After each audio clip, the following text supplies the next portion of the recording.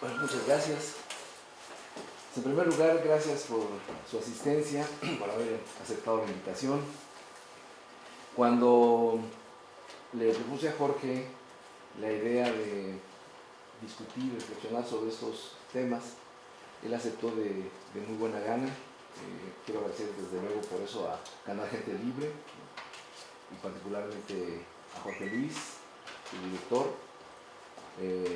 y además al Consejo Ciudadano, quien hizo posible que pues, pudiéramos reunirnos hoy acá en esta tarea de presentarles algunas ideas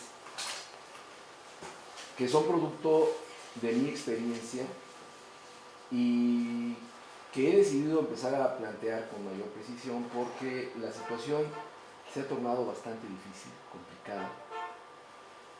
Y siento que si los ciudadanos de a pie, como ustedes, como yo, no empezamos a tomar conciencia y a identificar con claridad qué es lo que está sucediendo, pues las cosas pueden incluso empeorar. Espero que no, porque esta situación del sistema educativo no solo lastima a los empresarios, como se ha divulgado en los medios, que se hablan de miles de millones de pesos que pierden. Pues eso es lamentable, pero la verdadera tragedia está en las escuelas, en los niños que pierden clases, porque además no son solo niños que pierden clases, son generaciones de niños que fueron ya afectados en su derecho de recibir una educación de calidad. Y bueno, diría uno, ¿y toda la culpa es de los maestros? No, yo no soy de esa opinión. Yo, en primer lugar, me defino como un sindicalista. Lo que creo es que la estrategia del sindicato está sesgada y el propio sindicato se está metiendo en una situación en la que corre el riesgo incluso de entrar en una crisis muy delicada. Entonces la preocupación también viene del lado de no solo mi simpatía, sino mi militancia con las causas sindicales, y no tiene que ver nada más con el grito desesperado de quienes pierden dinero o cosas por el estilo. Tiene que ver con un compromiso que desde su origen tiene el sindicato de maestros con la educación, que creo que se ha olvidado. Al principio se entró en una dinámica que hizo tal vez que esto se fuera alejando del horizonte del magisterio, pero creo que es el momento de recuperarlo. Los maestros tienen que volver a retejer su relación, a restablecer su relación con el pueblo de Oaxaca, con las comunidades de Oaxaca, porque empiezan a tener ya serios problemas en algunas comunidades. Y bueno, después de este agradecimiento, decirles que a lo mejor no aprenden mucho de lo que les voy a decir, porque aquí la intención era que aprendiera más bien yo. Lo que vengo es a presentar mis ideas para que ustedes las evalúen, es decir, me digan cómo mejorarlas, no como dice la SEP, que evaluar es descalificar a la gente y correrlos, no, para ver cómo se puede mejorar y si podemos ir construyendo algo más consistente. Seguramente me faltaron muchas cosas, es un enfoque parcial porque es personal, como cualquier enfoque personal, pero creo que tengo una ventaja y por eso estoy acá. Tengo experiencia en el tema, he dedicado muchos años de mi vida a este tema y eso me da un poco de ventaja sobre los demás que a lo mejor solo observan las cosas desde fuera. Bueno, quería empezar por una pregunta que parece inocente, pero vamos a ver que no lo es. Cuando uno dice que existe un problema, ¿qué es lo que quiere decir con eso? Bueno, que existe una situación para la cual no hay solución o no se conoce la solución. Un problema es eso, un problema es una situación cuya solución no se conoce. Entonces me pregunto, ¿que las escuelas no den el servicio es un problema? No, porque nosotros ya sabemos por qué están cerradas y sabemos cómo se resuelve. Se resuelve con los maestros, y viniendo los maestros a dar clases a las escuelas. pues no es un problema. Si yo planteara, y los bloqueos de las carreteras, las tomas de oficina, la toma de instalaciones estratégicas, todo esto constituye un problema, yo diría, tampoco, porque sabemos cómo se resuelve. El asunto es que en los dos casos que tomé como ejemplos, la solución no se puede aplicar. Ese es el verdadero problema. Las soluciones existen. Lo que no se puede es aplicar la solución. Entonces no es un problema en sentido estricto. El verdadero problema está en preguntarse ¿y por qué no se puede aplicar la solución?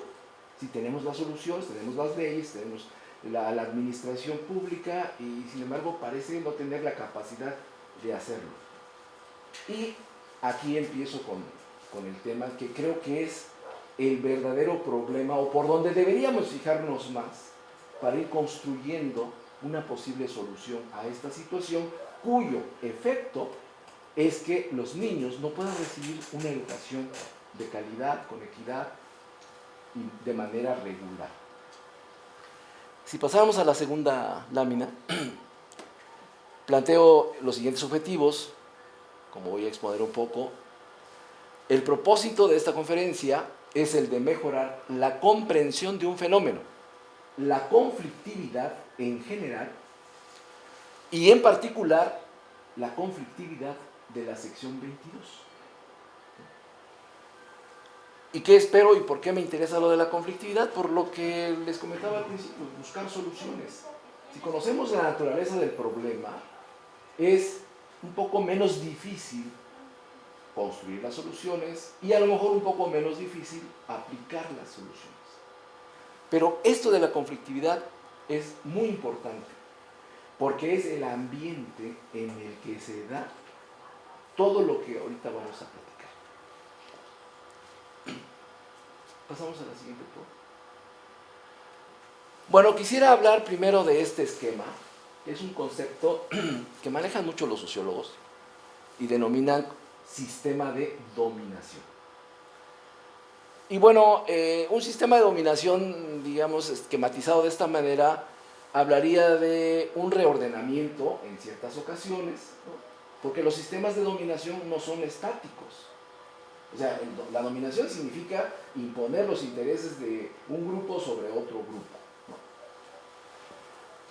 Hay a veces el interés de cambiar algunos esquemas, ¿no? de una sociedad, alguna manera de funcionar de una sociedad, porque ya resulta muy fuera de contexto lo que está haciendo, y entonces se proponen cambios. Los cambios pueden venir de la élite, que es la que domina, o puede venir de abajo, presionada la élite por la raza, dijera Jorge, ¿no? Pero estos cambios, cuando se comunican, casi siempre, lo que producen es una resistencia, ¿no? Y aquí la resistencia requiere de un ajuste. Ahora, ese ajuste a veces se toma como negociación. Yo voy a proponer otra categoría para el mismo ajuste, no negociación. Es decir, se negocia el cambio que se propone y entonces el cambio procede y se repite el ciclo. Pero si no hay un ajuste, es decir, si no hay un arreglo en cuanto al cambio y los que se oponen a él, se entra en un ciclo de conflicto. Esta parte roja, donde dicen no, simbolizaría o representaría un ciclo de conflicto en una sociedad determinada. Y donde dice sí, significaría una viabilidad de cambios sociales que permiten que esa sociedad cambie su estado, no digamos que mejore, puede empeorar, pero cambia su estado inicial. Puede estar mejor o puede estar peor, pero cambia, ¿no? Lo otro no. Pero esa zona roja, que es la zona de conflicto, tiene una ventaja, porque permite observar qué es lo que quiere la gente. Porque cuando hay una resistencia es que no le gusta lo que le traen, pero a veces proponen y dicen mejor esto o mejor lo otro. Es decir, el conflicto tiene su lado bueno. es como un sistema inmunológico que cuando nos cae un virus o una bacteria, pues nos da calentura. Eso no quiere decir que la calentura sea mala. Es buena porque si no nos diera calentura, dicen los médicos, pues a lo mejor los virus nos comen y nosotros ni cuenta. Bueno, pues el conflicto tiene más o menos esa función en la sociedad. O se puede aprovechar así. Podemos pasar a la siguiente. Bien, ahora a partir de este esquema, que es esta idea del esquema de dominación, pretendo exponer rápidamente de esta manera mis ideas.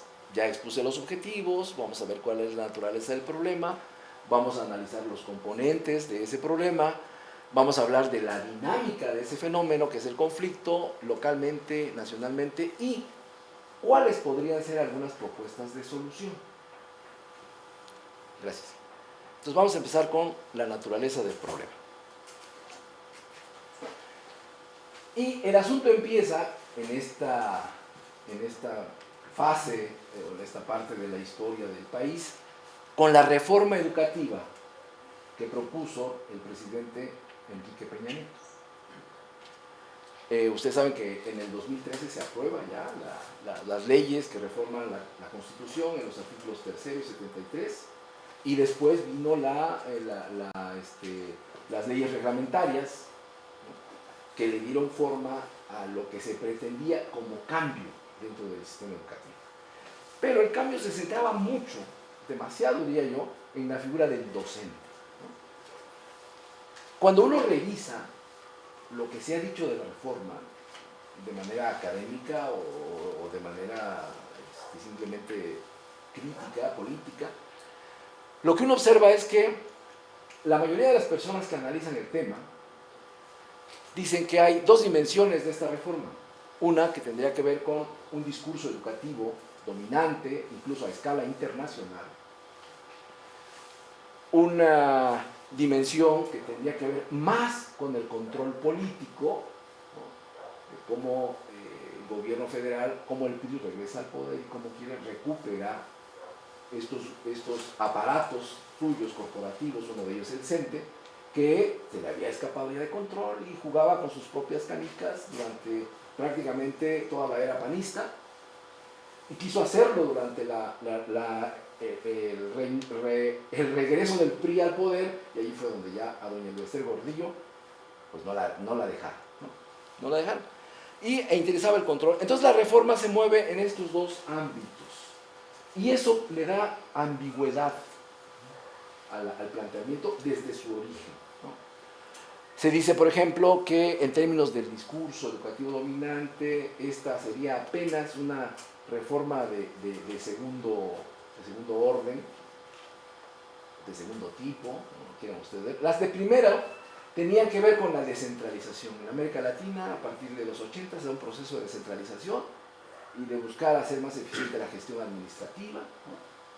Y a partir de los 90 empieza a darse otro tipo de reformas educativas en América Latina, en donde el centro, el interés, se pone en el tema de la calidad del aprendizaje, la cuestión de la autonomía de las escuelas para que puedan los maestros ser más creativos, evidentemente en el asunto de los maestros, y una tercera que está emergiendo que tiene que ver con la eficacia de las escuelas. Pero todavía no vivimos eso en México, estamos viviendo, digamos, si la pusiéramos en ese orden, en estas reformas de segundo tipo, y además llegamos tarde porque estas reformas empezaron a dar en el 90 y nosotros estamos ya en el 2000.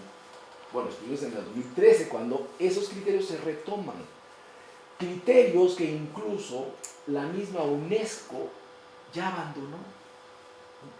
O sea, la UNESCO ya tiene otro discurso. Bueno, para empezar estaba un poco desfasada el planteamiento educativo, pero existe, ¿no?, el planteamiento en un diseño curricular que recién se acaba de presentar, ¿no? Parece ser que lo que provocó más la acción al principio fue el interés de retomar el control político del sindicato, ¿no? Hay mucha coincidencia en eso y hay muchas razones para opinar que efectivamente así fue. Y que después se quiso disfrazar el asunto diciendo es que necesitamos evaluar para ver cómo están los maestros y entonces ver que funcione mejor la escuela.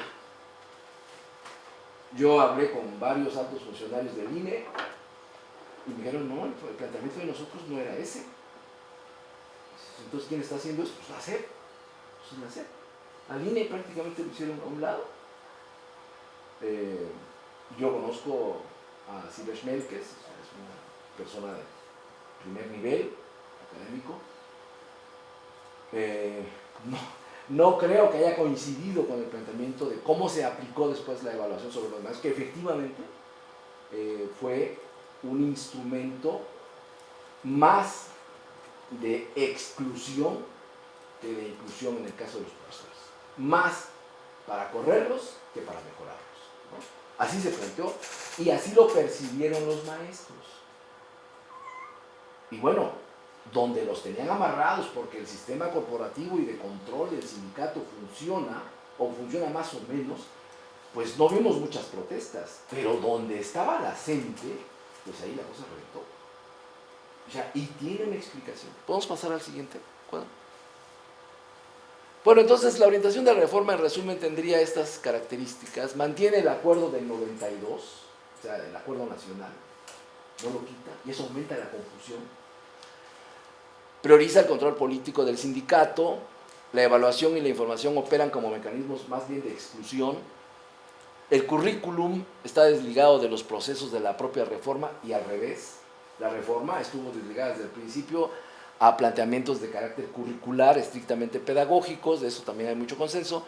Y finalmente la reforma se sustentó en un pacto político de la élite. No hubo participación social. Entonces, bueno, esa es entrada, cómo caracterizo yo la cuestión de la reforma, que fue la chispa que incendió la pradera. Pero bueno, vamos a ver más de fondo el asunto de los conflictos. ¿Por qué surgen los conflictos? ¿A nivel personal o a nivel de actores colectivos, o sea, en comunidades?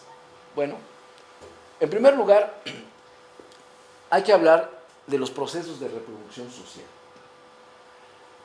Cuando aquí pongo esta palabrita de reproducción social, me refiero a dos tipos de reproducción social, una llamada reproducción simple, social simple, porque se basa en procurarse insumos básicos para la vida, la comida, la protección de una vivienda, la ropa para taparse del frío, tiempo para poder descansar,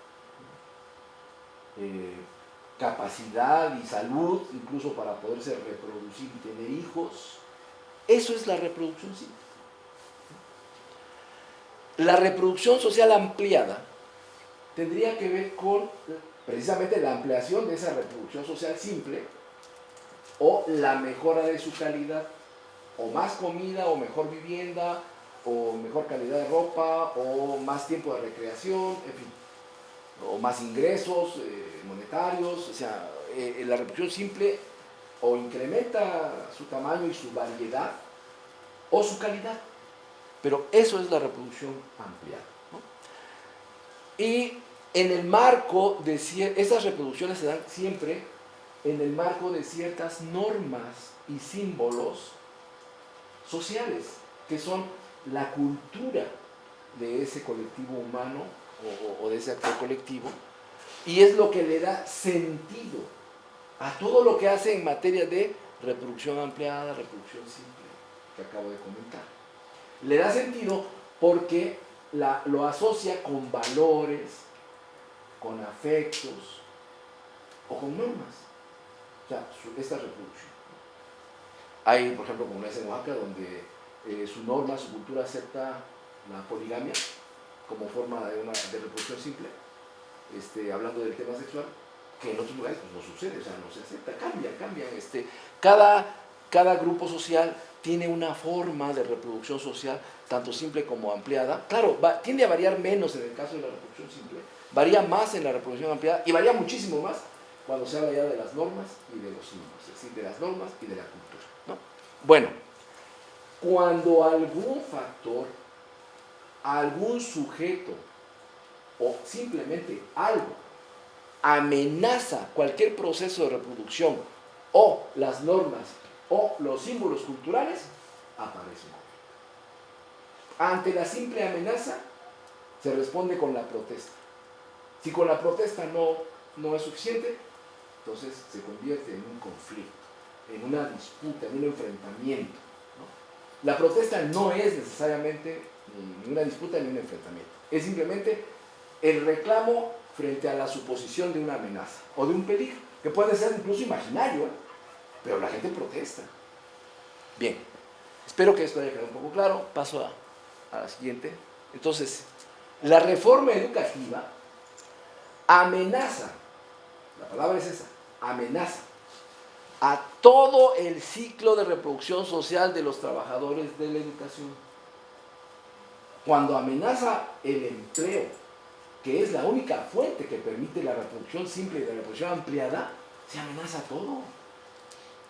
Cuando se amenazan los estilos de trabajar, los estilos de comunicación, y no solo me refiero a la comunicación entre pares, sino a la comunicación administrativa, la organización de la SEP, del tiempo, cuando todo eso se amenaza de cambiarlo, también surgen conflictos. Por eso digo, la reforma educativa amenaza a todo el ciclo de reproducción social del magisterio. Por eso la dimensión de la protesta, donde pudo ser controlada, se controló, pero en donde la gente tiene presencia, allí la protesta se abrió, y no solo se abrió, sino se convirtió en conflicto. Ahora, hay una regla de oro. Un conflicto no es conflicto si no se comunica y es aceptada la comunicación. Es un poquito, si alguien le echa bronca a uno, dice, pues no le hace caso, o sea, pues no cae uno en la provocación, no hay conflicto. Pero si uno le contesta y entonces se pone al mismo nivel, digamos, pues se da el enfrentamiento. Lo que hizo la gente fue protestar, ¿no? Demandar, y el Estado mexicano respondió y aceptó la comunicación en términos de conflicto. Y respondió con la fuerza, ¿no? Y eso desató la dinámica del conflicto. Bien, pasamos a la siguiente. Ahora, tenemos que hablar entonces de que donde se controló la protesta, donde no se llegó a convertir en un conflicto, fue donde el CENTE todavía controla. El CENTE es un sindicato que aparece en el 43, tiene una historia muy asociada al desarrollo del poder político en México. Surge casualmente cuando la primera crisis del sistema de dominación política en México, por ahí del 42, y luego aparecen ya en el 43 como los primeros instrumentos corporativos del Estado mexicano para controlar la crisis y que no se saliera de margen. Vinculado al Partido Revolucionario Institucional, cuando menos hasta el 99, fecha en la que aparece la señora Yael Becer Gordillo casi independiente y jugando sus cartas del CENTE para el partido que más le diera ventajas. Al PAN le sacó lo que pudo y pudo mucho, ¿no? Y la convirtieron en una mujer muy poderosa. Pero todo tiene su término. Y bueno, en el 2012 regresa el PRI y el PRI le cobra todo. Porque nada más hay que revisar lo que hizo la señora Ilvester para entender por qué el PRI hizo lo que hizo. O sea, la señora dentro del PRI apoyaba al PAN, apoyaba al PRD, apoyaba a otros partidos, desmanteló la FEDSE prácticamente, en fin, todos los órganos cercanos al CENTE, doña Ilvester se los quitó al PRI. O simplemente los dejó todos abatidos, porque no se la podían dejar así nada más. Y encima reta a Enrique Peña Nieto. Ni el preso fuese.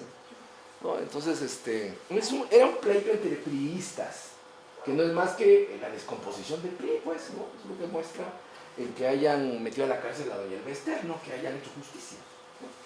O sea, eso se llama venganza. Y que sí era corrupta, pues sí, le encontraron ahí muchos millones, la señora pues no, era maestra, ¿no? ¿De dónde tanto dinero?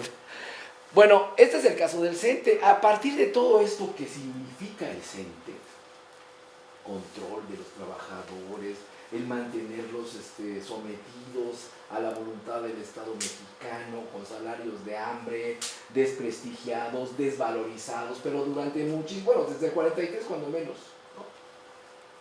¿Cómo aparece ya la respuesta de inconformidad? Pues aparece en el 79 y la encarna la Coordinadora Nacional de Trabajadores de la Educación, que empieza a agrupar el descontento, por eso se llama así, coordinadora, porque coordina, ¿no?, para democratizar a su sindicato, que en aquella época era la demanda central de la izquierda de avanzada, la izquierda revolucionaria. Veía que era necesario democratizar a los sindicatos y a las organizaciones campesinas y a las organizaciones populares, porque eran el sostén del PRI. Por eso era importante democratizarlas. Y la gente lleva esa idea a la práctica y empiezan a trabajar, ¿no? Un año después se da el movimiento de insurgencia magisterial en Oaxaca y empieza a funcionar, empieza la lucha por el reconocimiento de la dirigencia, de la nueva dirigencia de la sección 22, que también pertenece al CENTE, que todavía no pertenecía, no se coordinaba con la CENTE en 1980. Vamos a pasar a la siguiente. Bueno, me gustaría mucho que vieran este esquema, porque la CENTE está dentro del CENTE. Son maestros del CENTE, que se aglutinan o se organizan en una coordinadora. Pero fíjense bien, la estructura organizativa del CENTE y la estructura de la CENTE son diferentes. Es decir, toman decisiones. El CENTE no le dice a la CENTE cómo va a decidir. Ellos deciden a través de sus procedimientos y de sus instancias que están allí. Espero que cuando esto se suba se proyecte, porque a lo mejor no se ve con claridad. Pero bueno, es muy importante distinguir estas dos estructuras. Están separados. Las dos estructuras tienen un enfrentamiento, hay un conflicto ahí, pero son estructuras separadas. Bien, pasamos a la siguiente.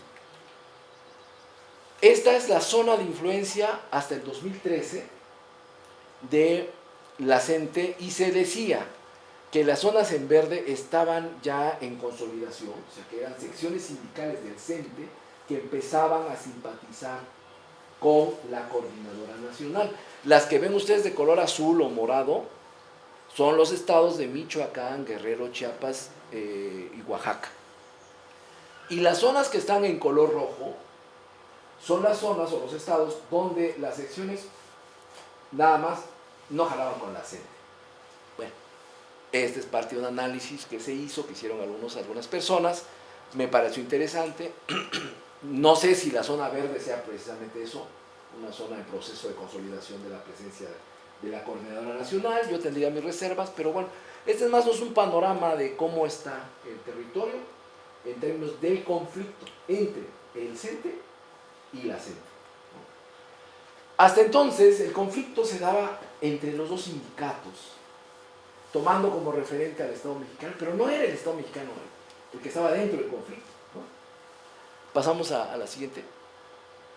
En el caso de la sección 22, aquí hay una cosa muy interesante. En el caso del CENTE en general, ustedes vieron cómo la CENTE tiene una estructura organizativa diferente del CENTE.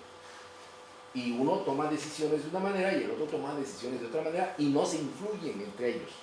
No hay comunicación ni determinación de las decisiones de uno sobre el otro. Digamos que en ese sentido son independientes. En la sección 22 no pasa eso. Pasamos a la siguiente. En la sección 22 hay dos estructuras, hay una dualidad de estructuras, y esto es muy importante conocerlo.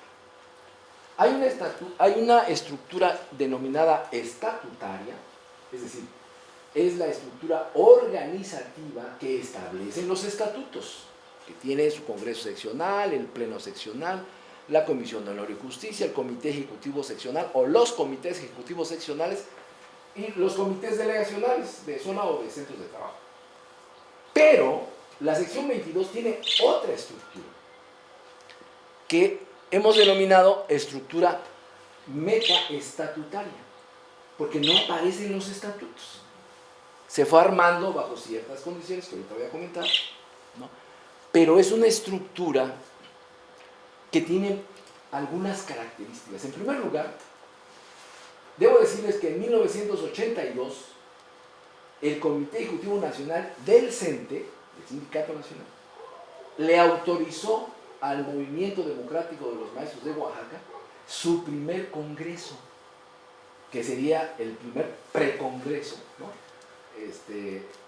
Democrático. No era el primer congreso que hacía Oaxaca, es el número X de congresos, digamos, estatutarios, pero es el primer congreso democrático. En 1982 la autorizan. El problema que se presentó fue, ¿y cómo le hacemos? Porque los charros, o sea, los del Comité Ejecutivo Seccional, pues esas cosas de los congresos se las manejan al dedillo. Entonces la dirección de ese entonces del movimiento que encabezaba Pedro Martínez Noriega empieza a diseñar toda la estructura para ganarle la partida a los charros. Entonces, lo que sí funcionaba ya desde mayo 13 de 1980 era la Asamblea Estatal y lo que ya no aparece aquí porque los desaparecieron, los comités de lucha, ¿no? Los comités de lucha, que después se convirtieron en las coordinaciones de las delegaciones, pero que los desaparecieron. Bueno, ese es otro tema interesante, pero ya no están ahí. El caso es que el resto de la estructura organizativa fue diseñada para resistir la embestida de los charros. Es decir, es una estructura de conflicto, pensada para el conflicto. Es un comando de guerra. Debió haber desaparecido después del primer Congreso Democrático, primer precongreso democrático. El problema es que no desapareció. ¿Por qué? Porque los charros querían un comité de composición. Bueno, primero querían poner ellos el comité seccional, después querían uno de composición. Dijo la gente, si ganan, pues los que ganen. Pero no ganaron nada, entonces se pusieron muy enojados.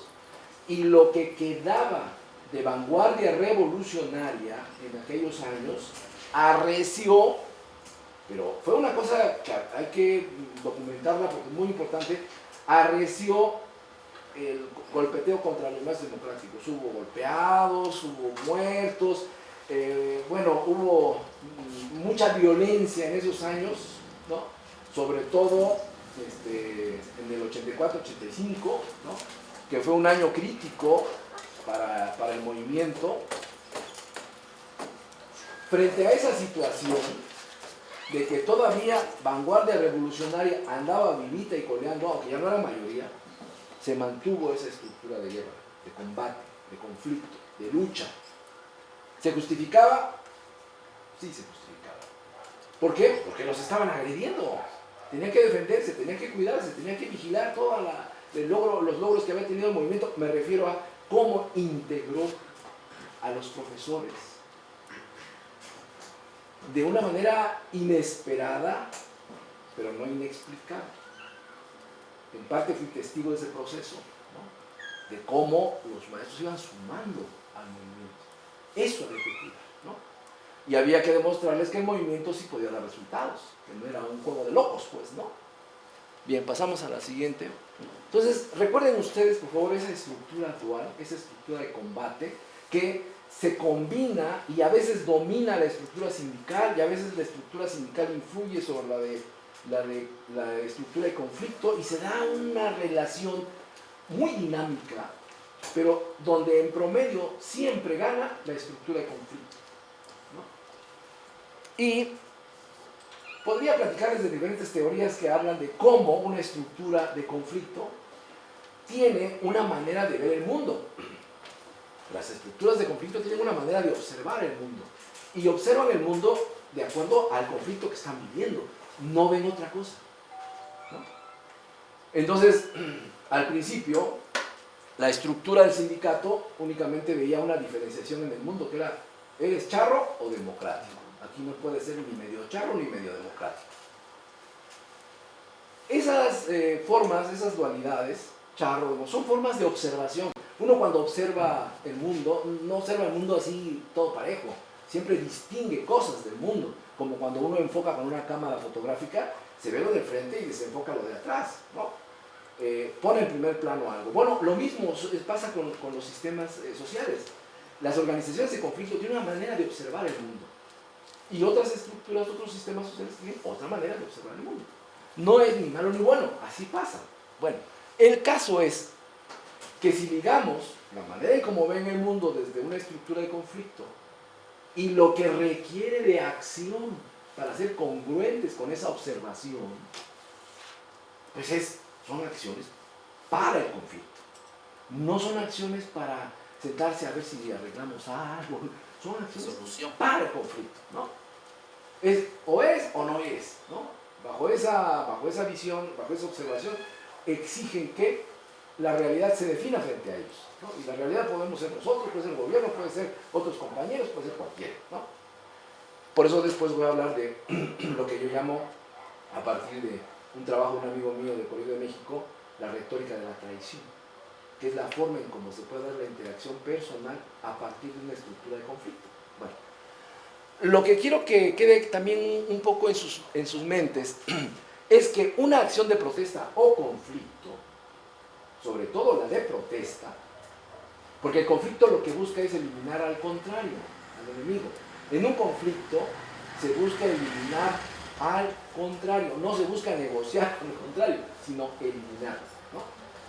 Bueno, sobre todo en la protesta, que es la fase donde se va calentando el conflicto, digamos, lo que se busca es inducir a la incertidumbre. Este es un elemento psicológico muy importante para los sistemas de protesta. Si no producen incertidumbre, algo está fallando. Y no solo tratan de producir incertidumbre, sino además, o sea, en la psicología de las personas, producir incertidumbre en la mente de las personas, sino además tener efectos que puedan sugerir catastróficos, ¿no? Entonces, la incertidumbre y el riesgo de catástrofes, esas catástrofes obviamente sociales, económicas, o lo que sea, son los dos componentes que busca un repertorio de protesta. Un repertorio de protesta se tiene que armar de tal manera que empiece a generar incertidumbre. Incertidumbre es cuando la gente dice, uy, ¿y ahora qué van a hacer estos cuates? Uy, ¿y esto cuándo se irá a acabar? ¿No? Y la otra cosa es, bueno, no solo meter incertidumbre en el desarrollo de la protesta, sino también provocar la idea de que se puede llegar a una situación catastrófica, ¿no? Bueno, así se arman los repertorios de protesta, y esto contribuye a avanzar terreno en el conflicto, porque luego la misma gente, cuando ve que las cosas están provocando demasiada incertidumbre, no soportan la presión y le exigen al gobierno que ya resuelva, porque ya no aguantan la presión. Eso conviene al movimiento de protesta y a su versión de movimiento de sistema de conflicto, ¿no? O sea, todo tiene una lógica, no es así nada más al azar, ¿no? Y no es que esté un genio diseñando eso, no, el sistema se organiza, opera como sistema. Bueno, hay un ensayo mío donde estudio con detalle un momento de la protesta, que fue cuando los maestros tomaron la Ciudad de México en el 2003. Está, por si alguien quiere ver con detalle cómo se analizan estas cosas, cómo se opera en un hecho concreto, específico, y ahí vienen datos, muchas cosas que pueden servir para que vean cómo opera la protesta en un escenario real, ¿no? Bien, pasamos a la siguiente. Este es un repertorio de acciones de la sesión 22. Y ese repertorio de acciones está graduado y pensado para tener los dos efectos que les acabo de mencionar. Pueden ser suspensión de clases o no, por eso es un repertorio, toman lo que convenga en su momento. Acordonamiento de instalaciones públicas, bloqueos de vías de acceso a la ciudad ocupada, la que sea, plantones, asedio y hostigamiento permanente a funcionarios públicos para impedir que realicen sus funciones, bloqueo a los medios de comunicación, radio, prensa y televisión, internacionalización del conflicto, eso es muy importante, cuando ya quieren escalar, internacionalización del conflicto, bloqueo de embajadas, presentación de denuncias ante organismos internacionales humanitarios, búsqueda de solidaridad de organizaciones de otros países, acordonamiento de empresas transnacionales, aunque sean nacionales, bloqueo de instalaciones estratégicas, plantas de energía, bancos y centros de operación bursátil, boicot a los medios de transporte, central de autobuses, trenes, casetas de autopistas y aeropuertos, desconocimiento de autoridades, hasta la instalación de barricadas y enfrentamientos con la fuerza pública. Eso en Oaxaca, todo eso ya lo vivimos en el 2006. Es como el catálogo. Es como el catálogo, ¿no? Pero está armado de tal manera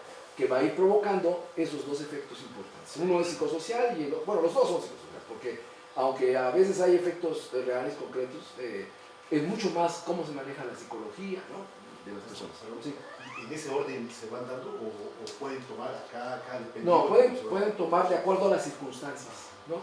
No lleva ese orden. Sí, ya los estrategas dicen, no, pues nos conviene hacer esto o no hacer esto, ¿no?, dependiendo de lo que la circunstancia amerite, porque no se trata de echarle todas las balas al enemigo, no, se trata de irlo midiendo.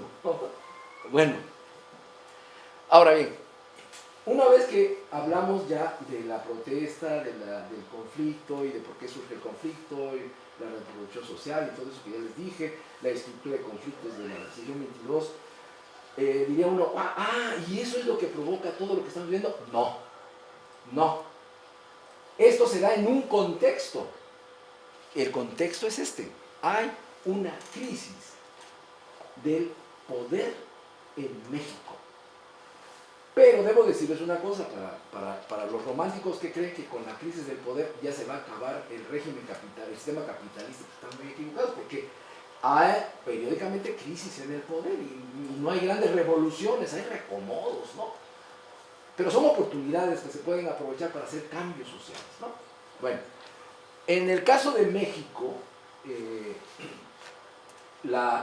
digamos que el sistema de dominación se ve un poco reflejado en lo que se pactó en la Constitución de 1917. Digamos que si fuera algo, como una metáfora, en la Constitución sería como el acta en el que se pactó un nuevo sistema de dominio, ¿no?, donde participan sectores importantes, sobre todo los campesinos aparecen ahí, en la Constitución, que la original, el artículo 27 constitucional era, pero fundamental, ¿no?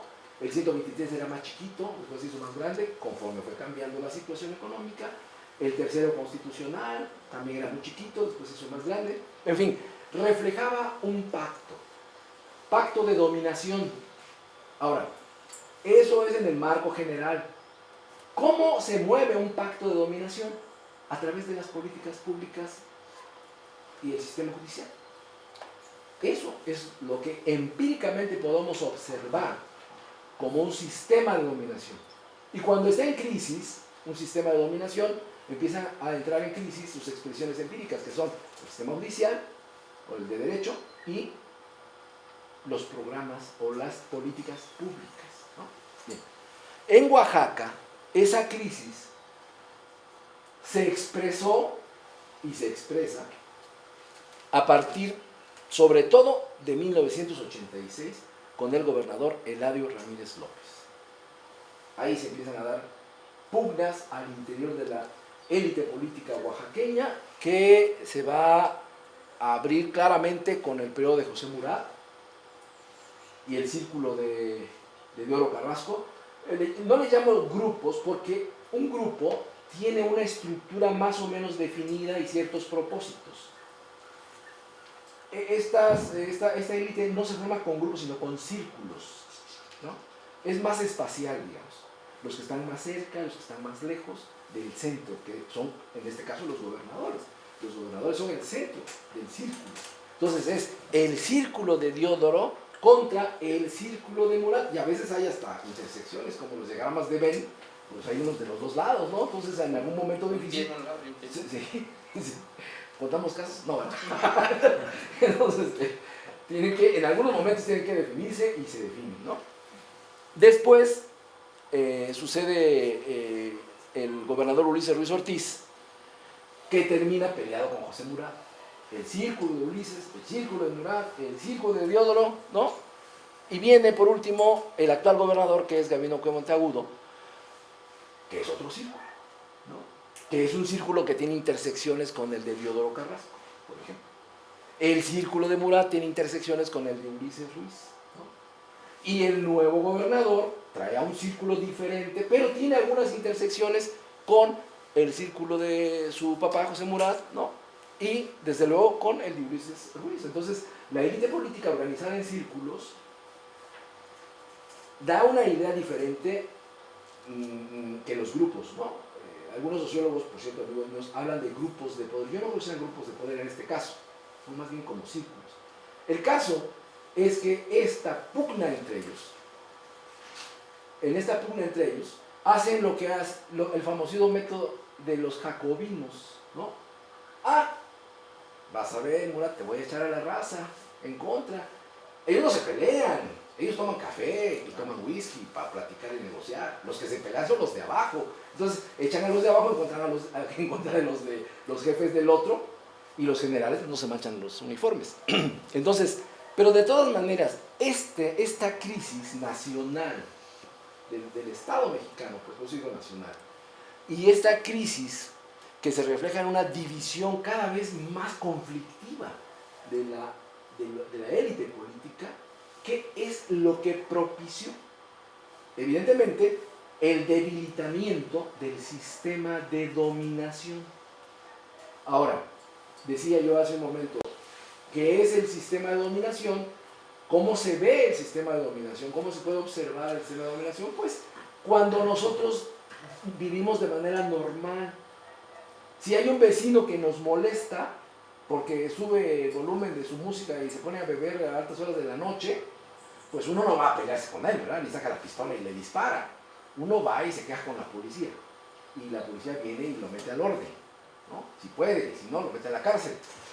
Es decir, acudimos a las instituciones, ¿no? Acudimos al derecho. Cuando necesitamos alguna cosa, acudimos a la institución o al programa o a la institución derivada de alguna política pública, y a través de esa institución obtenemos algunos recursos adicionales o resolvemos nuestros problemas que tenemos ahí planteados en la vida cotidiana. Bueno, mientras actuemos en esa normalidad institucional y de derecho, está funcionando el sistema de dominación. El sistema de dominación no es malo por sí mismo. Si no hay un sistema de dominación, no podría haber cohesión, no podría haber cierta integración social. Tiene que haber un sistema de dominación. Por ejemplo, Marx, cuando hablaba de la dictadura del proletariado, pues era eso, un sistema de dominación, no más que diferente. Ahora, lo que sí sucede es que algunas élites sociales se aprovechan de esos sistemas de dominación para llevar agua a su molino, ¿no? Porque los sistemas de dominación, por naturaleza, son discriminantes, excluyen a la gente, marcan diferencias. Tú sí puedes, tú no puedes votar porque no has cumplido 18 años, ¿no? A los 18 ya tendrás el derecho, pero eso ya es una diferenciación, es una especie de discriminación, pero así opera en todos los casos. Claro, hay unas mucho más fuertes, ¿no? Que se caracterizan ya como fenómenos de exclusión social. Cuando la gente no tiene chamba, eso está gravísimo. Entonces ya es un fenómeno no de discriminación, es un fenómeno de exclusión social. Bien, pasamos al siguiente. Esto que ven ustedes acá es el sistema de dominación visto desde el concepto de gobernabilidad. Es mucho más familiar. A mí no me gusta mucho, pero bueno, se entiende a lo mejor más. Vamos a llamarle gobernabilidad, después voy a proponer otro concepto que integre mejor, creo yo. Si ustedes ven, aparecen los dos fenómenos, protesta y conflicto. Tanto la protesta como el conflicto se canalizan hacia el sistema de derecho o las instituciones, si quieren llamar, ¿no? hacia las instituciones del Estado.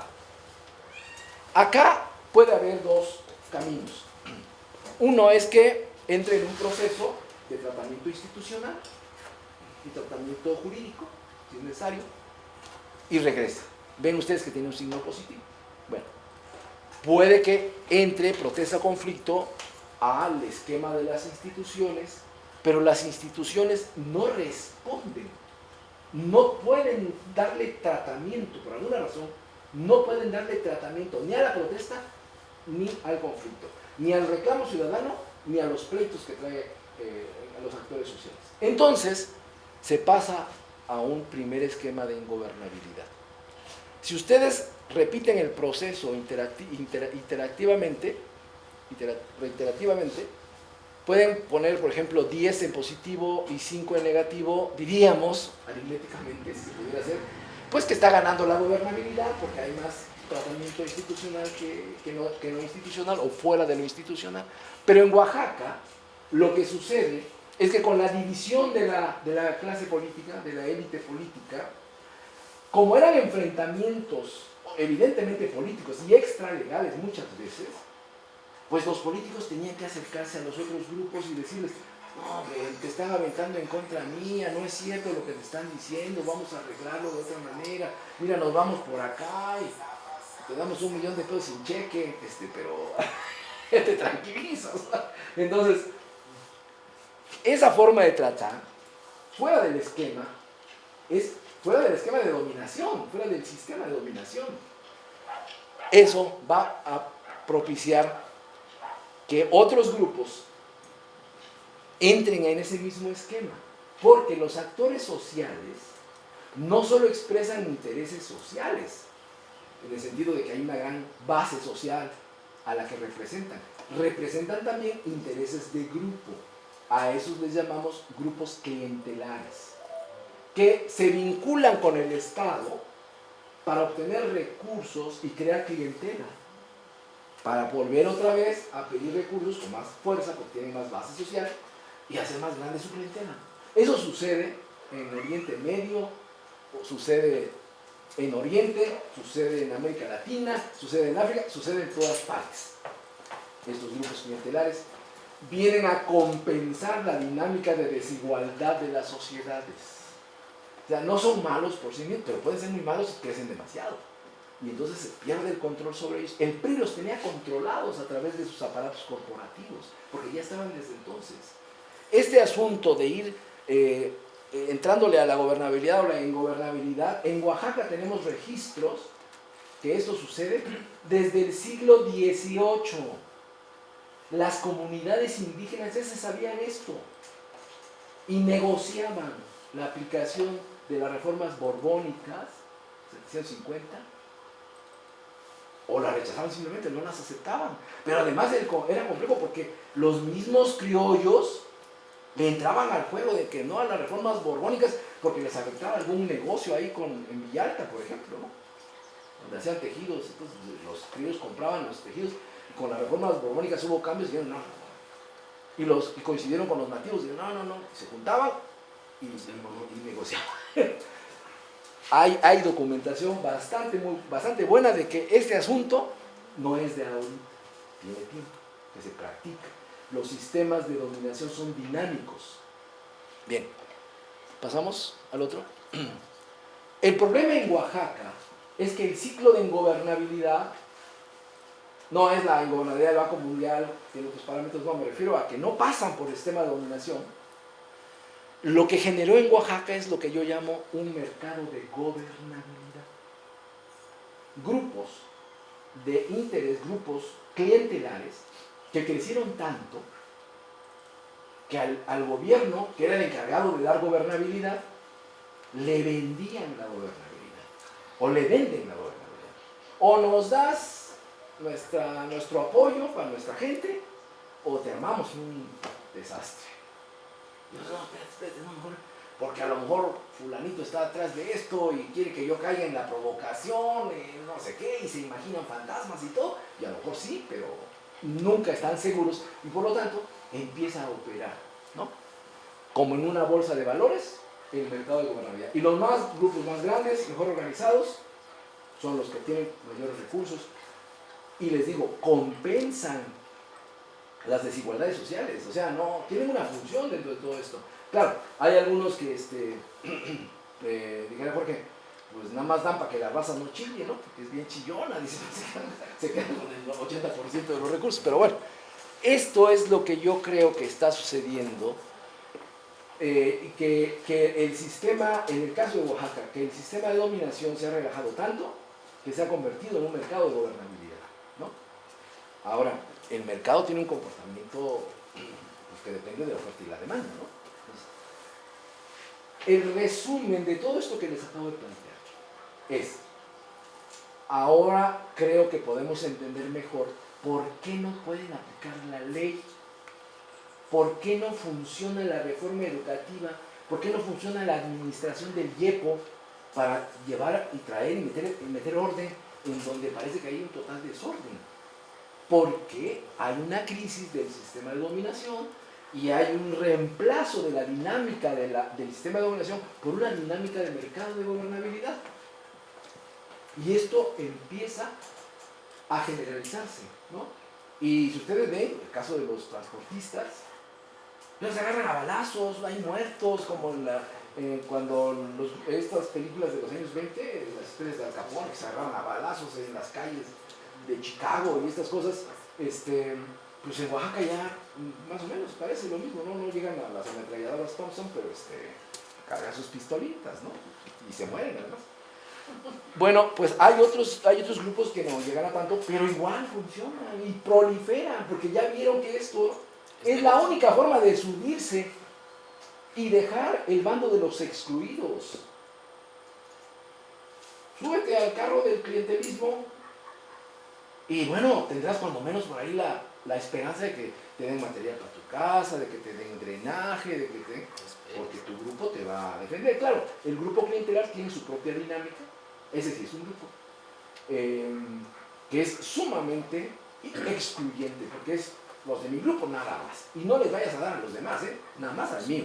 Porque si les das a los demás, me estás traicionando. O una cosa parecida. Pero bueno, queda esta idea.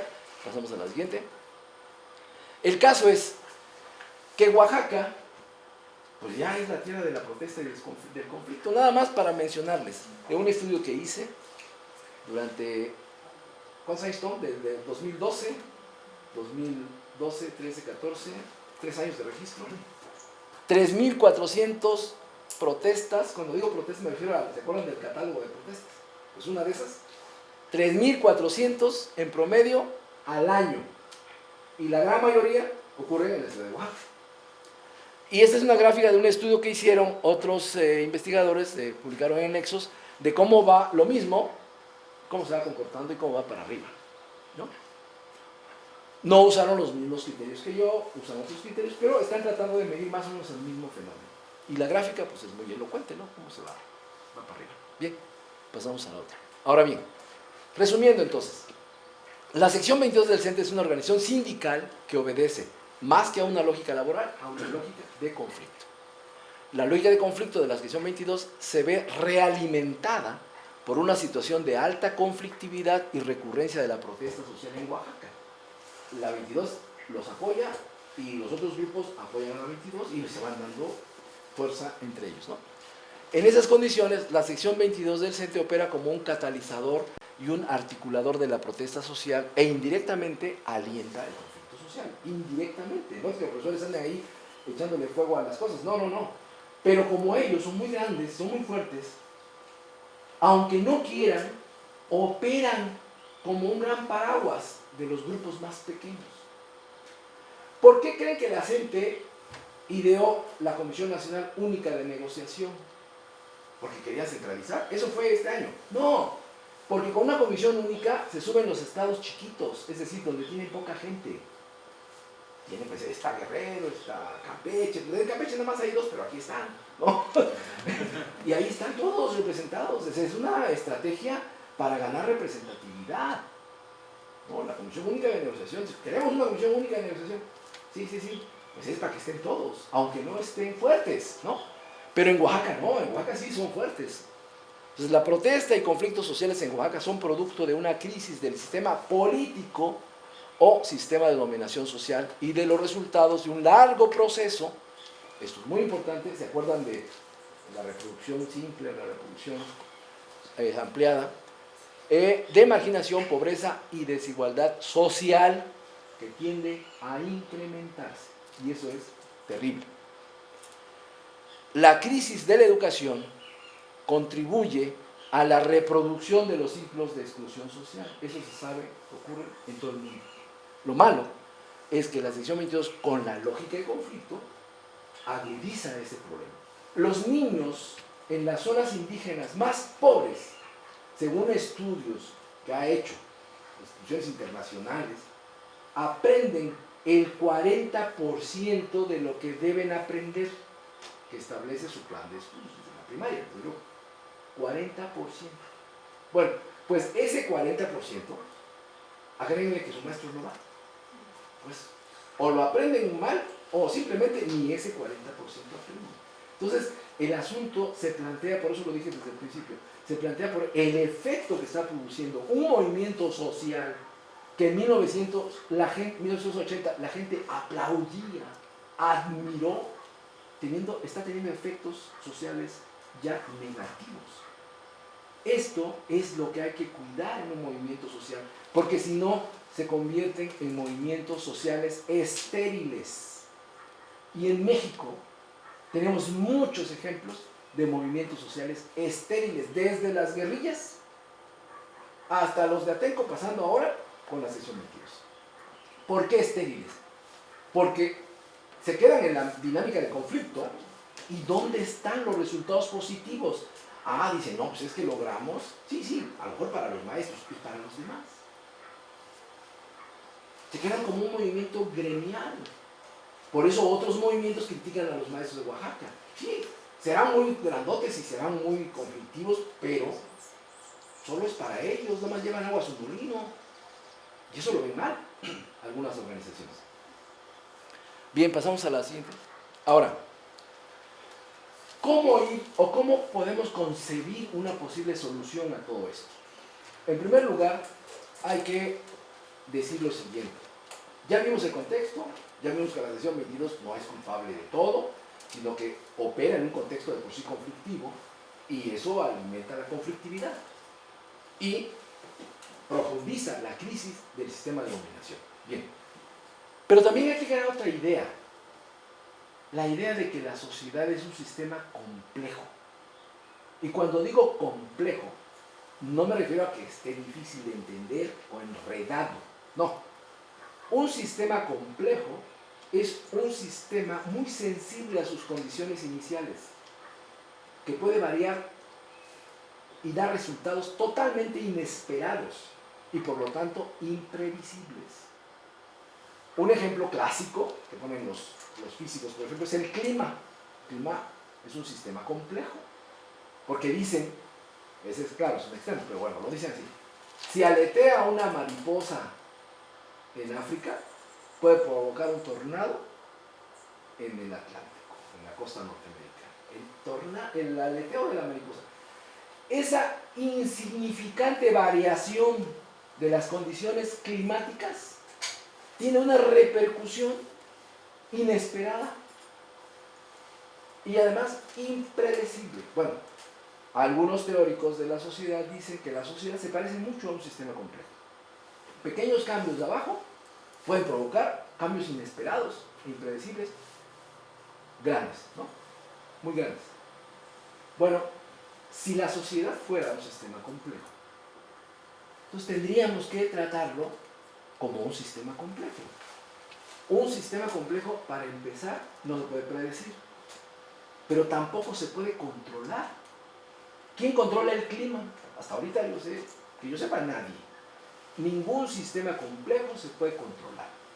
Los físicos y los matemáticos han estado viendo cómo entender estos sistemas complejos, porque con cualquier cambio pequeño se modifica su estado de manera a veces muy radical, muy radical. Encontraron que en el caso del clima hay un patrón donde confluyen todos esos cambios y se repiten muchas veces, van dibujando un patrón que parece dos círculos entrecruzados y que modeló un matemático y además meteorólogo, Lorentz, la ecuación de Lorentz, muy famosa, y dice, dentro del caos hay un orden, ¿no? Y eso se supo no hace mucho, hay un orden. Pero ¿cómo podemos, a partir de este orden implícito en el caos, controlar el sistema complejo? No se puede. Hasta ahora, no se puede. Sabemos que hay un orden implícito, pero no sabemos cuál es. Ni qué relación tiene con el sistema en su conjunto. Bueno, si la sociedad se parece a eso se llama un atractor, lo que es el orden implícito en los sistemas complejos. Tendríamos que tratarlo en parte como un sistema complejo. Entonces, mi propuesta va en el sentido de distinguir entre los sistemas regulares, los que conocemos, los simples, digamos, que no son complejos, que son lineales, ¿no? Y el sistema complejo. Hay una parte que es compleja y una parte que se puede manejar de manera lineal, pero que se combinan un poco, retomando las ideas de un señor que se llama Habermas, que distinguía entre el mundo de la vida, que sería el sistema complejo, y el sistema social, ¿no? Que sería el sistema económico, el sistema político y todo lo que es la burocracia, ¿no? Weberiana. Bien, lo primero que hay que hacer para procurar un nuevo orden sería ir cambiando ciertas condiciones iniciales. Primero vamos a hablar de las condiciones iniciales del sistema lineal, el político, el que no es complejo. Desde mi punto de vista, tiene que haber una redefinición en la relación entre los estados y el gobierno federal. Debe haber ya una definición en términos de la exigibilidad del derecho a la educación. Una clara definición de facultades y atribuciones de los estados y el gobierno federal en materia educativa. ¿Qué le toca a cada quien? Reglas de asignación presupuestal proactivas. Es decir, a cada estado le toca, no por la cantidad de alumnos que tenga, sino por la contribución que hace a la meta nacional o al objetivo nacional, en este caso de educación. Administración, una clara definición de la relación gobierno-sindicato en los niveles federal y estatal, porque ahorita hay una confusión terrible. Los gobiernos estatales son medio patrones, el gobierno, bueno, dicen que son patrones sustitutos, que se sacaron eso, y el gobierno federal es el titular de la relación laboral. Bueno, pues que lo entiendan ellos, porque no se entiende qué pasa ahí. Una administración descentralizada, respeto a los derechos adquiridos por los trabajadores de la educación. Con la evaluación están violando la no retroactividad de la ley. Eso no se hace en ningún sistema jurídico. Esconde la evaluación una violación del principio de no retroactividad de la ley. Debieron haber aplicado a partir de los de nuevo ingreso en adelante, pero no para los de atrás. Bueno. Luego, con respecto al sindicato, independencia obviamente, respeto del gobierno, no meterse en asuntos sindicales, que el sindicato se vuelva transparente, sí, claro, que rinda cuentas, porque finalmente recibe dinero no solo de sus agremiados, sino de los impuestos de todos nosotros, ¿no? Y una política de negociación única y además abierta y transparente. Pasamos al siguiente cuadro, por favor. Pero como dije, no basta, tenemos que profundizar más. Esto de todas maneras lo vamos a retomar después de manera más sencilla. Vamos a hablar de lo que les decía, el mundo de la vida, la parte compleja. ¿Cómo se resuelve un problema complejo? No se resuelve. ¿Cómo se controla un sistema complejo? No se controla. Bueno, entonces, ¿qué podemos hacer? Miren, los sistemas complejos, al parecer, surgen, su complejidad emerge de relaciones muy simples. Si ustedes ven cómo viven las hormigas tienen interacción, un sistema de interacción muy simple. Pero lo que resulta el hormiguero es muy complejo, ¿no? Bueno, las interacciones moleculares en la atmósfera son muy simples, chocan o no chocan, pero lo que resulta es muy complicado, emerge un orden complejo. Entonces, en los sistemas complejos sociales, tendríamos que promover interacciones simples para dar lugar a órdenes complejos. A ver. Pero necesitamos un atractor. Como nosotros no somos el clima, en donde el orden está implícito, yo tomo al atractor como el gran propósito, hacia donde se debe dirigir el proceso de la construcción del orden complejo, o del nuevo orden complejo. Y a ese atractor principal lo denomino como un propósito de un servicio educativo permanente y continuo. Fíjense que no digo calidad, ni equidad, ni nada de eso. Simplemente que las escuelas den su servicio todos los días, los 200 días, o con el otro calendario que es de 180 días. Ven, 80 y tantos. Este es un ejemplo de una interacción simple. En esta jornada de lucha vimos algo muy interesante. Los padres de familia empezaron a jalar a sus maestros y los empezaron a casi a ponerles un ultimátum.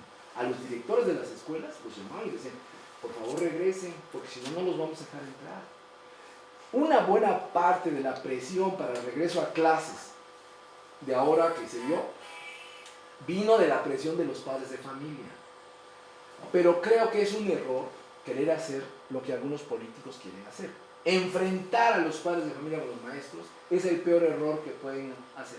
La 22 está pensada para el conflicto. Es una máquina de conflicto. Es una máquina de conflicto. Entonces le meten más conflictos, alimentan la máquina de conflicto. Entonces no es ahí. Es al contrario. Es no generar un conflicto. Por lo tanto, una interacción simple que puede ser difundida y debe ser difundida es, lo pongo así como un ejemplo nada más, puede ser otra cosa, lo que define esa interacción entre el papá o la mamá y el maestro. Maestro, aquí le encargo a mi hijo. Ahí se encargo, maestro, porque lo que necesitamos es que aprenda el niño, porque queremos pues, que salga de pobre o que salga de como estamos nosotros. Eso tiene un efecto psicológico más fuerte que, maestro, si no viene lo vamos a correr. Eso no. Al contrario, se crecen al castigo, pues, a ver, córreme. No. No es la relación, no es la interacción correcta. Es sentir más las expectativas de la población. Eso es lo que necesita una interacción simple que vaya reduciendo la conflictividad. Una interacción de apoyo al maestro, que se acompañe con la declaración de lo que uno espera del maestro, para su hijo, para su familia. En la siguiente tiene que ver también con una interacción en el mundo de la vida, pero en el ámbito administrativo, en el ámbito de la burocracia. Porque la burocracia pues, no son robots, también platican y se comunican, ¿no? Entonces aquí lo que se propone es una cosa que me parece muy importante, porque se le dice al señor funcionario, desde el maestro, que es un funcionario, hasta el gobernador, a ver, para actuar en un sistema complejo tienes que actuar de manera muy simple. Proponte algo que mejore la situación. Comunícalo a quien se lo tengas que comunicar. Escucha qué piensa de lo que quieres hacer o cambiar. Por lo regular, la mayoría con la gente con la que platiques de eso no va a estar de acuerdo. Algunos estarán de acuerdo contigo, pero el chiste es que logres el máximo de acuerdos. Gente que esté de acuerdo. ¿Vas a negociar la aplicación de tu acción de mejora? No se trata de negociar, se trata de lo que yo llamo buscar equivalentes funcionales. Es decir, hagamos otra cosa pues, pero que de esto. Vamos a buscar otro camino para que resulte esto, ¿no? Oiga, maestro, señor padre de familia o señor maestro, vamos a dar una rifa en la zona para poder comprar iba a decir mi bibliógrafo, ya ni existe, ¿no? Una computadora. Una computadora. Sí. Vamos a comprar una computadora y vamos a pedir una cooperación. No, señor supervisor, ya usted empezar. Si no tenemos ni para comer, cooperación para comprar una computadora. No. ¿Qué haría su supervisor? No, pues se va a hacer, pues se va a hacer, ¿no? Y si no, no lo vamos a dejar entrar a su hijo a la escuela. No, eso se trata de negociar. Se trata de encontrar equivalentes funcionales, o sea, que den lo mismo de otra manera. No es negociar, es escuchar. otras propuestas para llegar a solucionar el problema. Si nosotros seguimos, y esa es mi hipótesis, esas dos interacciones básicas, apoyar a nuestro maestro y hacerle sentir que tenemos expectativas para con nuestros hijos y con él, y a los funcionarios que no busquen imponer su solución, que traten de escuchar para encontrar equivalentes a su solución. Esas dos formas de interactuar creo que abonarían mucho en el terreno para un nuevo orden complejo. Pasemos a la siguiente. Bien, esto simplifica lo que acabo de explicar. La interacción en la escuela, papás, maestros, director, maestro, y la interacción administrativa, que es en todo el sistema, o sea, en todo el tiempo, digamos, bajo los criterios que acabo de mencionar. Pero todavía esta interacción compleja necesita un impulso del atractor, porque si no esa interacción se va para otro lado. Puede irse, ¿qué sé para dónde? El atractor es lo que así como que lo va empujando para acá, para que se dé un orden implícito, si lo queremos ver así.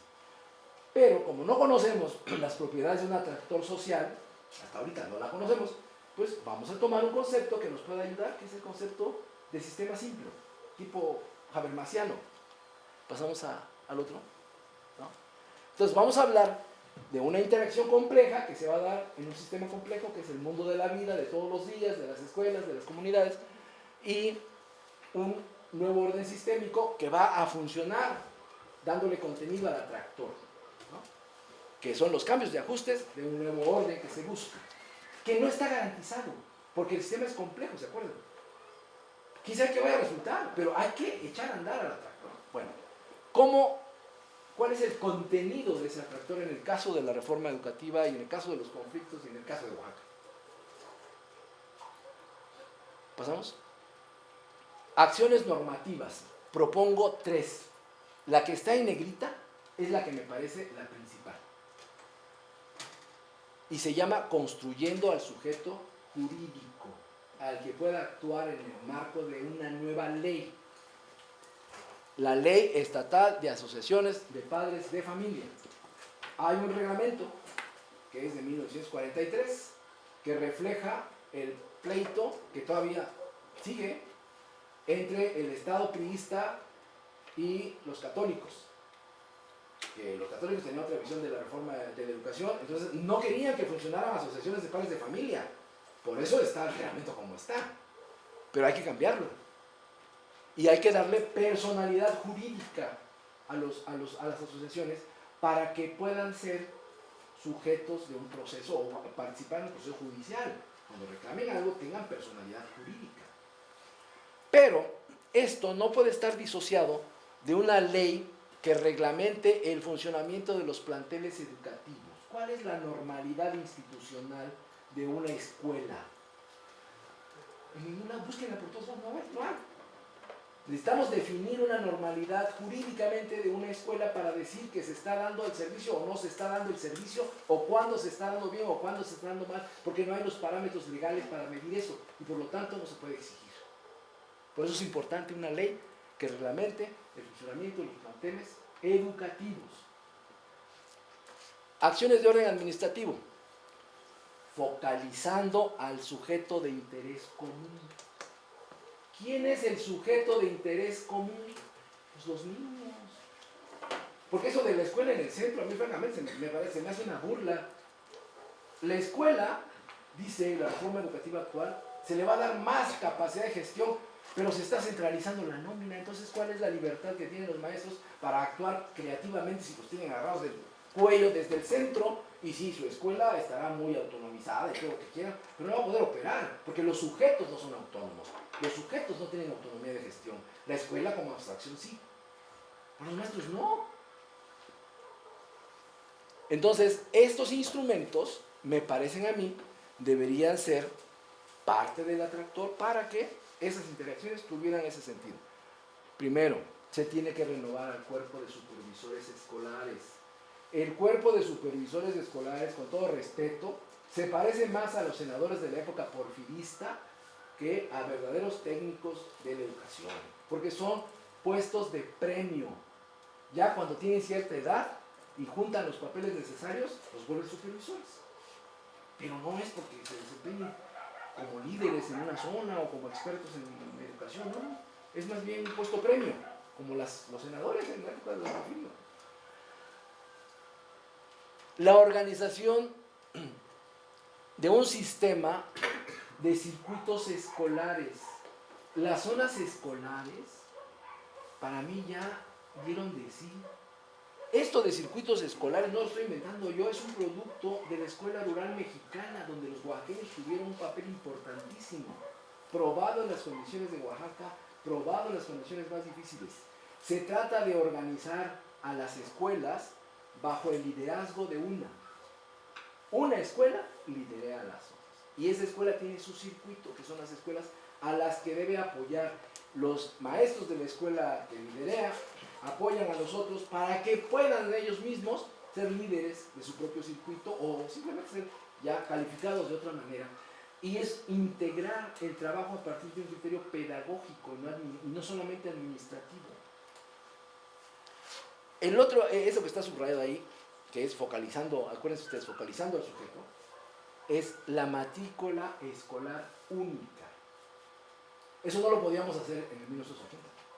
Solo se puede hacer ahora porque ya hay esos aparatos. Podemos crear una especie de CURP de los niños, desde que entran a preescolar hasta que terminen la carrera si quieren.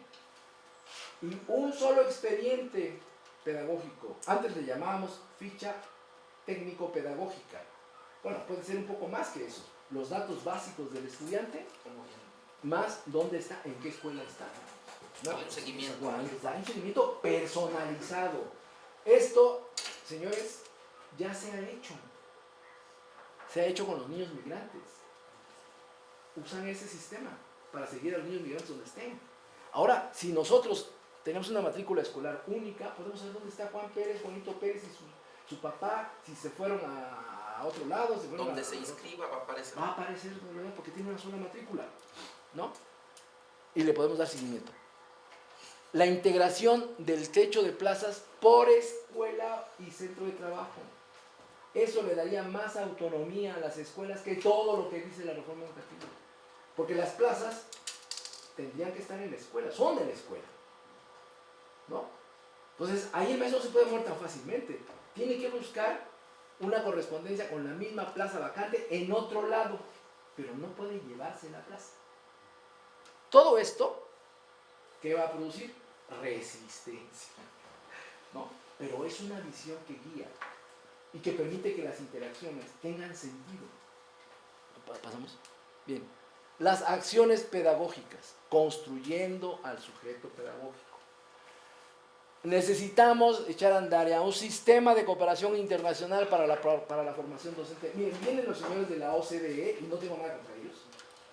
Miren lo que tengan que medir, y nos dicen qué cosa está mal, pero no nos dicen cómo nos van a ayudar. No, a ver, ya sabemos que estamos mal, eso ya lo sabemos. Yo creo que a estas alturas ya lo sabe todo el mundo. Echenos la mano, vamos a armar un sistema donde participe maestros de alta calificación en España, en parte de Europa, en Estados Unidos. Armamos un sistema para que vengan o vayan nuestros maestros a formarse con un alto nivel académico, ¿no? A través de los esquemas de cooperación internacional. Se dan, pero no se dan en la cantidad y con la frecuencia necesaria. Eso no significa matar a las normales, no. Significa que las normales entrarían en un nuevo encuadre de formación docente de calidad internacional. Fíjense que es curioso, pero cuando estaba el gobernador José Murat, a mí me encargó y viendo la posibilidad de construir un sistema de este tipo. Hablé con los franceses, hablé con los ingleses, hablé con los españoles, hablé con los gringos. Estaban encantados de la idea. No se echó a andar porque le dieron prioridad a otras cosas y ya no cuajó, porque estaba pensado para que operara con una base física, digamos, en donde ahora está la normal bilingüe. Entonces el terrenote tiene este terrenote porque estaba pensado para otra cosa. Bien. Las escuelas de currículum abierto. La sección 22, la CENTE y sus expertos digo, los que están ahí dando las cuerdas, porque eso es lo que hacen, hablan de adaptar la educación a los contenidos de las culturas, pero no dice que en Oaxaca fuimos los primeros en armar sistemas de currículum abierto. Fueron maestros oaxaqueños, hay pruebas, está documentado y es una cosa excelente. En Oaxaca se inventó. ¿Por qué no retoman eso?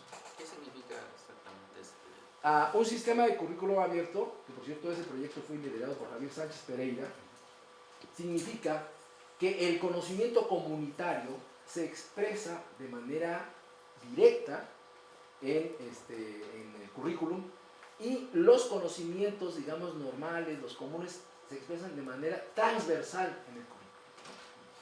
Entonces, por ejemplo, si vas a sembrar para medir el terreno, pues ahí entra la geometría, de manera transversal, pero los ejes centrales se articulan a partir del conocimiento comunitario, ¿no?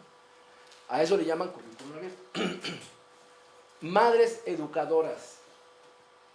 ¿Por qué estamos tan empeñados en que la reforma educativa se tenga que limitar al sistema escolarizado?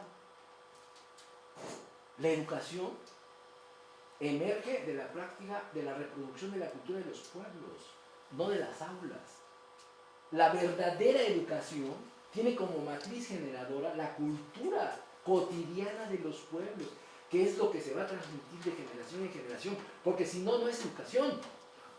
Bien, pues esa educación no se da en las aulas, o al menos no la cultura que es la cultura de origen, se dará otra transmisión de otra cultura. Entonces es un proceso de aculturamiento, más que de educación. El caso es que hay lugares, hay ámbitos donde se puede trabajar perfectamente bien, sin aulas y con una educación de altísima calidad. El ámbito de la educación inicial y todavía la preescolar. ¿Por qué? Porque las mamás pueden ser las educadoras. Con una capacitación, el instinto materno hace todo lo demás. ¿Quién va a cuidar mejor al niño si no su mamá? ¿Cómo puede aprender mejor la matriz de su cultura si no es a través de su mamá? Ahí no había problemas de que el niño tiene que ser bilingüe, tiene que hablar su lengua normal, con su mamá, la que hable su mamá. Esto tampoco es un invento nuevo. En Cuba, cuando las mujeres tienen un niño, les dan un año de licencia. Les paga el Estado cubano para que cuiden a sus hijos, porque prefiere el Estado cubano que cuiden a los lactantes su mamá y no mandarlos a una guardería. Entonces aquí es cosa de ver si está dispuesto el gobierno federal, el gobierno del Estado, en echar a andar programas pilotos donde las madres sean las educadoras. Ese fue un intento que también... cobren por ese, cobren por ese ejercicio, claro. Cobran, porque es un servicio al Estado, ¿no? Entonces, ahí, por ejemplo, hay un dispositivo que también diseñó Javier con otros investigadores, que es el de aula abierta, que opera así, con madres educadoras, ¿no? Y opera con otros niveles en la relación de los papás con los niños. Pero aquí funcionaría muy bien un esquema parecido, que no hay experiencia en esto, no es así nada más de Todavía ocurrencia. la educación inicial es a los colonizados, pues. Sí, claro, cuando los van los asesores. Además, qué bueno que me recordaste eso. Oaxaca ganó el premio nacional en materia de educación inicial. Un grupo de maestros oaxaqueños que operaban en ese esquema, ¿no? Y después, todo eso no se documenta, todo eso no lo discute la sección 22. ¿Por qué? Pues porque es una máquina de conflicto, no ve eso, su visión no es esa, no ve por ahí, ve para acá, pues, ¿no?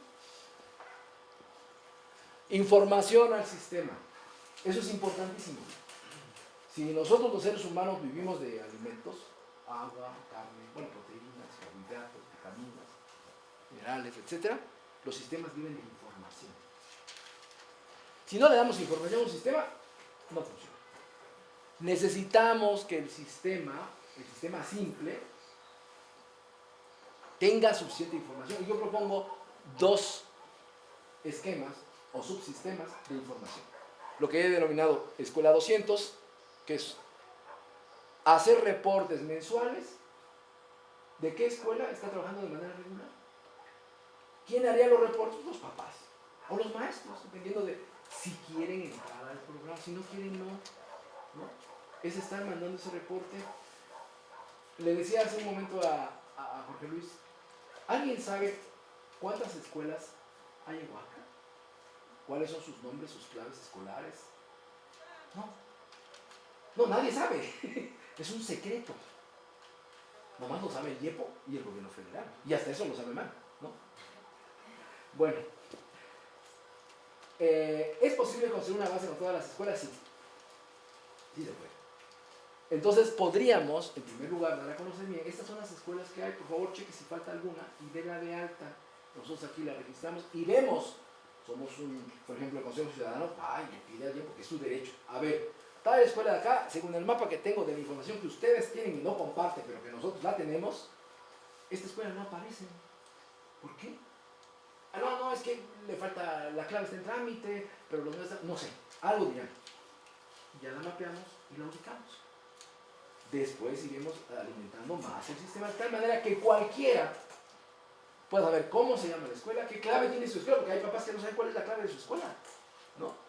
Y luego podríamos ir mapeando, por ejemplo, municipalmente, en qué municipios hay más escuelas que funcionan de manera irregular en el sentido de que no trabajan, no van los maestros, nada más información. Nadie va a ir a golpear a los maestros, ni a descontrarlos, nada más dar la información. Con el solo hecho de la información y la interacción compleja que vimos en ese momento, empiezan a darse cambios. No necesitamos pelearnos con nadie. Simplemente dar información. El otro sistema es escuela incluyente. ¿Cuáles son las tasas de cobertura? Es decir, la atención que se le da a la población escolar, la reprobación, la deserción, la eficiencia terminal, un reporte anual, también de manera municipal, con gráficos sencillos que la gente entienda con solo verlo para que vea cómo está su municipio.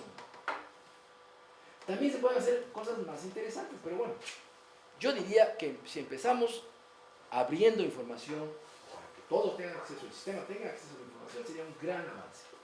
Pasamos y aquí terminamos, ¿no? Entonces, estas son las ideas, pueden estar mal, pueden estar bien, les puede haber gustado, a algunos nos va a gustar. Lo importante acá es que encontremos equivalentes funcionales. Muchas gracias.